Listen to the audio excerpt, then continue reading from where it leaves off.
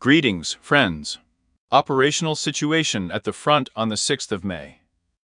Let's talk in more detail today about the Kupinsko-Svitovsky section of the front, of course about Pokrovsky. Well, we'll start with Skupinsk-Svitovsky. So, probably, as you already know, those who read the telegrams, the enemy managed to capture Kislovka, but in fact, it was already a matter of time after the Russian troops occupied Kotlyarivka to increase pressure.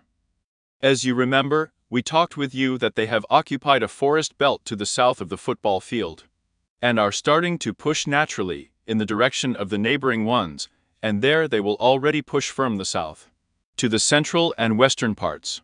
Well, in general, this basically happened from two directions to the center, and from the south. Therefore, an area with a width of 132 kilometers to a depth of 115 has passed under the control of the enemy, and active hostilities continue in this area. It means that in advance, what will be done in the near future, what will Russian troops try to implement in this sector of the front? First of all, the railway passes, and they will try to advance along it, naturally align the front line, so to speak, and then begin to put pressure on Ivanovka, but it will already turn out that from two directions, both from Kislovka and from Yagodnoye. That is, there is still a possibility that they can try again from Orlovka as it was before, especially that year, when they attacked in a westerly direction, southwesterly. Similarly, in the direction of Ivanovka they conditionally set goals, and again try to advance. In general, we state that the pressure on Ivanovka will increase in the near future. There are a number of other events that they will hold. This is stabilization. They will naturally try to level the line in the Tebayevka area. But it's too early to say that they will bypass Tebayevka, because there may be a flanking strike here, and therefore, first of all, they will put pressure on Ivanovka itself. Active hostilities continue. Regarding yesterday's attack Kolomychovka, yesterday, as you remember, we added a gray zone on the evening broadcast. So there was an enemy attack by a motorized rifle unit on two ATVs, the landing was on foot, and accordingly active assault actions in the forest belt. We state the situation as dynamic, because active hostilities continue on the part of the armed forces of Ukraine.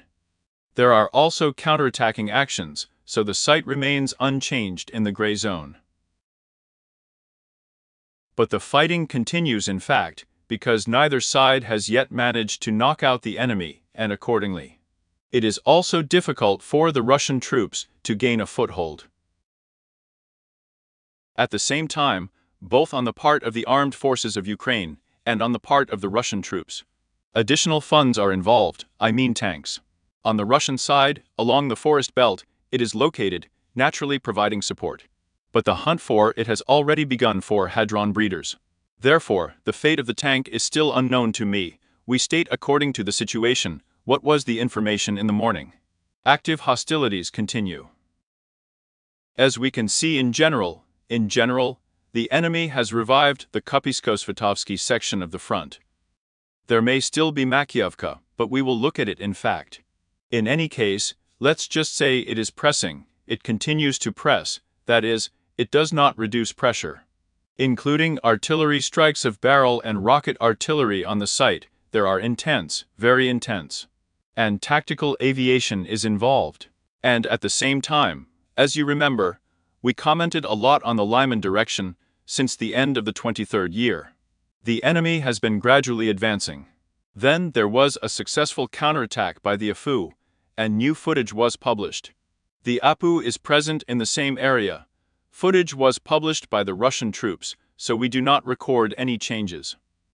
There are attempts to advance in the western direction from the enemy, but the defense forces managed to repel these attacks. So there are no changes. In the Seversky direction and the Chasiarsky direction, without significant changes. And we proceed immediately to the Pokrovsky direction. Today and yesterday, we had information that forces are gradually pulling up to Novoalexandrovka.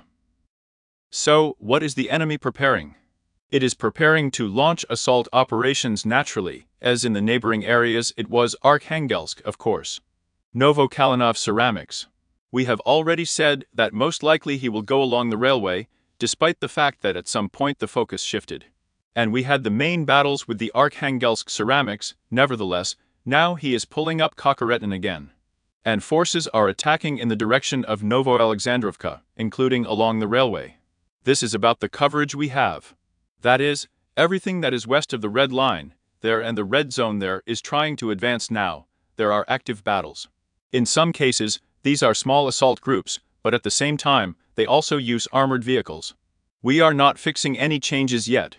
South of Solovyev, we said that they continue to press, as they are trying, yesterday also on the evening broadcast, that they are trying both along the forest belt south of Stavka in the direction of Novopokrovsk, and firm the forest belts, firm the supports that we have located under Solovyev.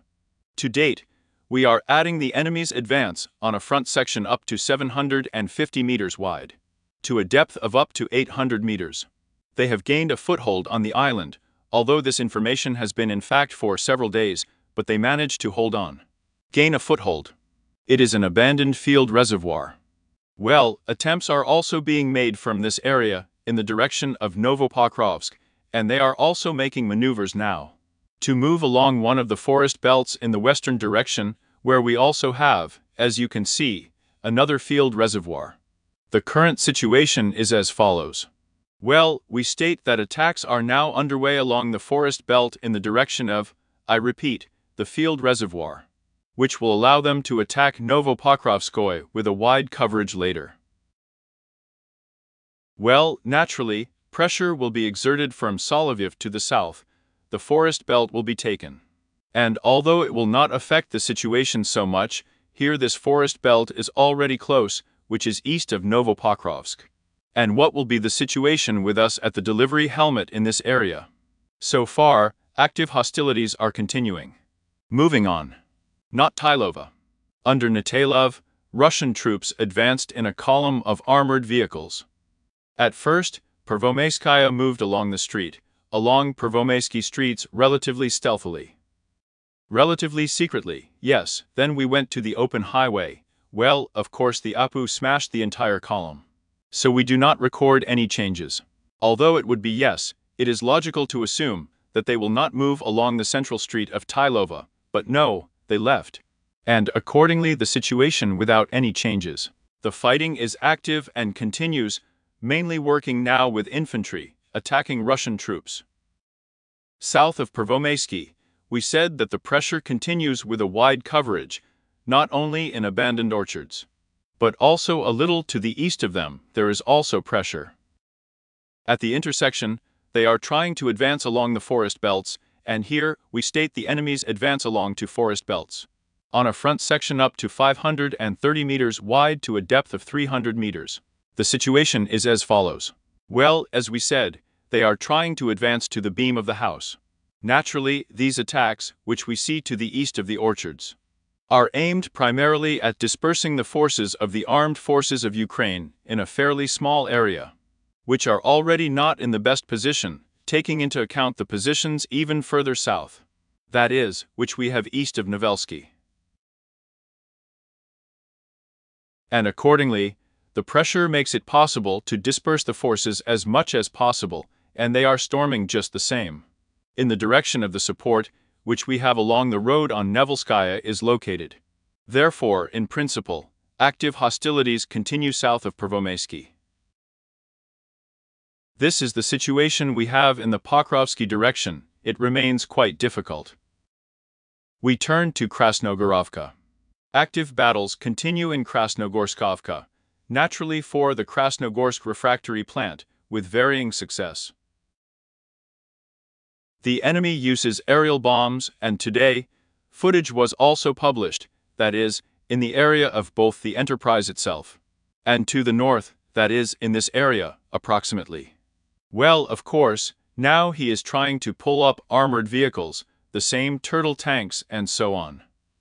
Well, naturally, along with them there are already ordinary tanks and armored vehicles for this area, so there are active battles. The situation remains dynamic, without significant changes.